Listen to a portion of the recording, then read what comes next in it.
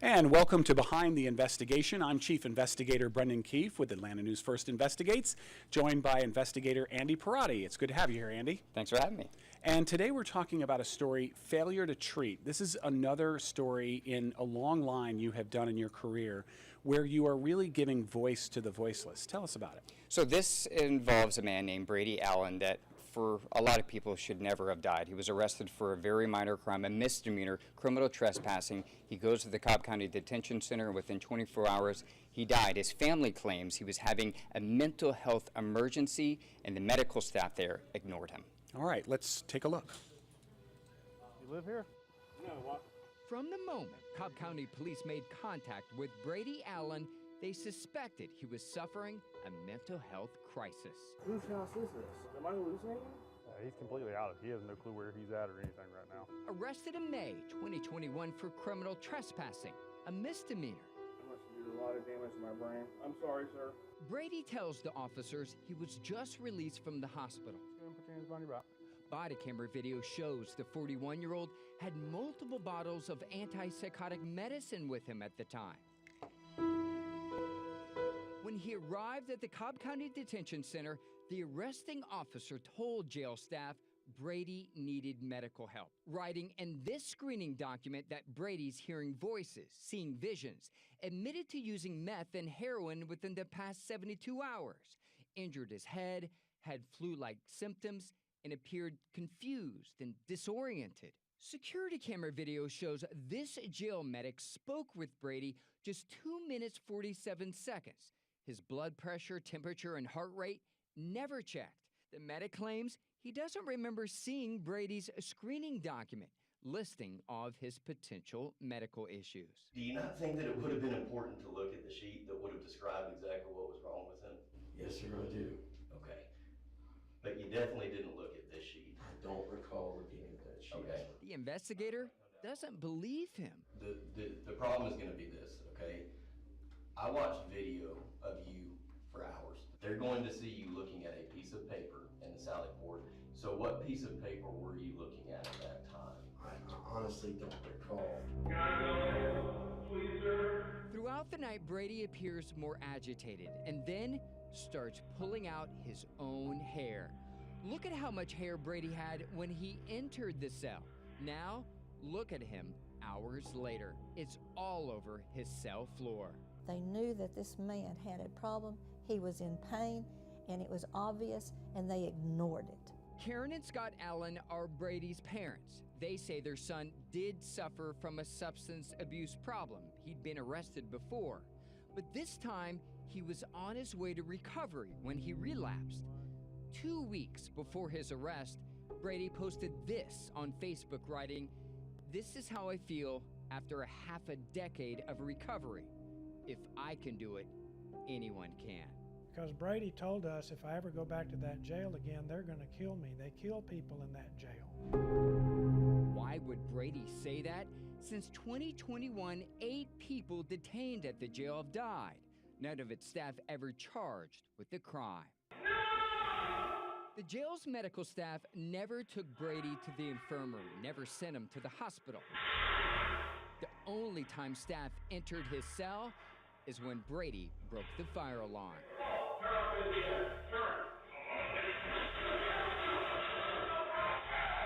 Brady tried to escape. Deputies tackled him, shooting him multiple times with a pepper ball gun, twice with a taser. Within minutes, he stopped breathing. Code blue intake. Code blue. Cause of death, according to the medical examiner, sudden death associated with acute methamphetamine intoxication and law enforcement subdual. As a father, looking at that video, what was that like?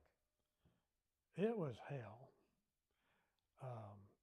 It's very difficult to watch your son go through a nightmare. Craig Owens is the Cobb County Sheriff responsible for operating the jail.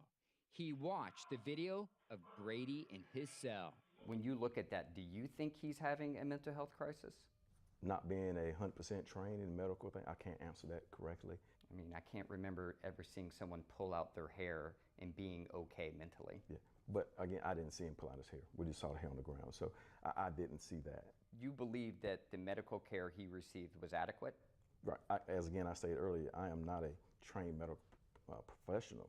I can only go off what the people we put in those places and pay to do that job tell us. But you also have eyes and ears, and you know what's in that internal affairs investigation and what medical staff did and did not do. Yeah, and that's the reason I say we make changes after things occur that we didn't know that, in the beginning.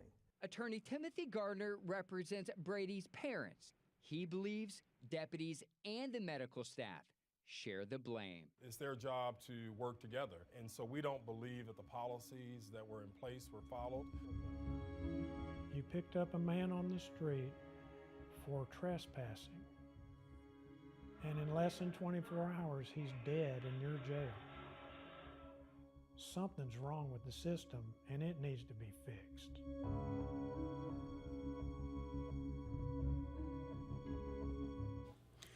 Andy, to see and hear that father talking about, a trespassing charge, and then his son is dead within 24 hours. What was it when you first heard this story that motivated you to dig deeper to find out if there was a systemic or institutional failure? So I heard about his death right when it happened in 2021, and someone told me that the circumstances were a little abnormal. And because I had done so many stories previously on treatment of detainees, I knew something was up. I knew the potential that this would be something significant. So I reached out to the family. We spoke. I said, hey, it's going to take a while for an investigation to happen. The Georgia Bureau of Investigation was the investigating body, and I knew an internal affairs investigation was going to happen. I said, let's not do a story quite yet. Let's wait for these investigations to end, because I think it's going to shed light on some important things that happened to your son, and I'm glad we did. There were several points of failure. To you, what were the biggest points of failure, and how can we fix it?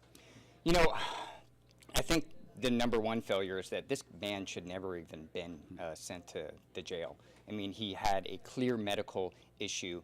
The officers knew it. They told jail staff. Even in an internal affairs investigation they did with a nurse that we didn't include in the story, she says he probably shouldn't have even come here.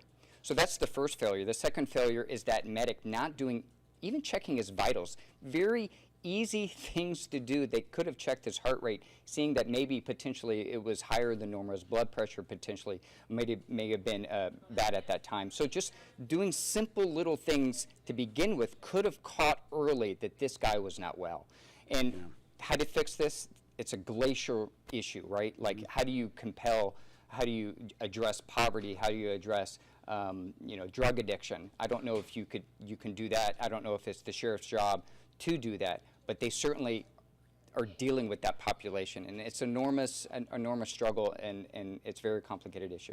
You might not say this, but I can. This particular sheriff may not even be in office if it wasn't for a previous investigation you did on the same sheriff's office where the previous sheriff was not reelected after deaths under his watch. Yeah, so I have done previous investigations where the sheriff essentially was under a lot of scrutiny for the treatment of detainees, so much so that when we requested some documentation, he refused. I sued the sheriff, got the records, and showed some more mistreatment. So this new sheriff ran saying that we're going to treat folks better, and he's put in place some new changes in the jail. He says they're working. Time will tell. You're always so you're afraid to toot your own horn, but you actually took this all the way to the state Supreme Court before, right? I mean, this case, the only reason I bring that up is that now here we are with essentially a clean slate, and this sheriff isn't saying what is clearly visible with his own eyes. He says, I don't see him pulling his hair out. Everyone who watched your story saw him pulling his hair out. Yeah, and I think what he's alluding to is that his deputies claimed that they did not see him pulling out his own hair. Because they don't monitor that camera. They don't monitor the camera, and then this seems so simple, but this could have literally been the difference between properly observing him and not. But there is tinted windows that go up about halfway. You can't see it in the video, but a deputy who says she was short says She literally couldn't even see inside. She saw just enough to see him moving around, but if that tinted glass was not there, potentially she could have seen the guy pulling out his hair, and he did it for hours. It's so heartbreaking. But the line in terms of getting some intervention wasn't crossed until he was damaging the fire alarm. In other words, and I don't mean to be so cold about it, but a fire alarm that belonged to the taxpayers was more valuable than this man's life, at least in so much as the priority they gave his treatment. Yeah, I mean, that's the only reason why they went into that cell. I want to point out, too, that this case was taken to a grand jury in DeKalb County. The grand jury declined to indict anyone involved in this man's death. An internal affairs investigation looked into, investigated. They found none of the jail employees violated any policies. We reached out to WellPath, the medical contractor for the jail, and they did not respond to our comment. And the civil suit is pending, right? It hasn't been filed yet. It's forthcoming, but it's going to be very, very soon. And not to get into a legal class, but the standard of proof for a civil case is a lot lower than a criminal one. It's preponderance of the evidence instead of beyond a reasonable doubt. Yeah, and it's very difficult to prove that, and it's also very difficult to sue the sheriff. Most likely, they'll be suing both the medical provider and the sheriff. And right now, there is a pending lawsuit against the sheriff's office involving an inmate named Cavell Wingo, who repeatedly begged for help. He ultimately died of just a perforated ulcer. They settled with the former medical provider, but that lawsuit against the county, which involved a different sheriff, is still pending. And these men, you know, they're gone forever. Yep. There's no compensating that if someone's found to be at fault. That's right. Andy, thanks so much for your investigation. We appreciate it. We appreciate everyone at home or on your mobile device watching Behind the Investigation. I'm Chief Investigator Brendan Keefe. We'll see you next time.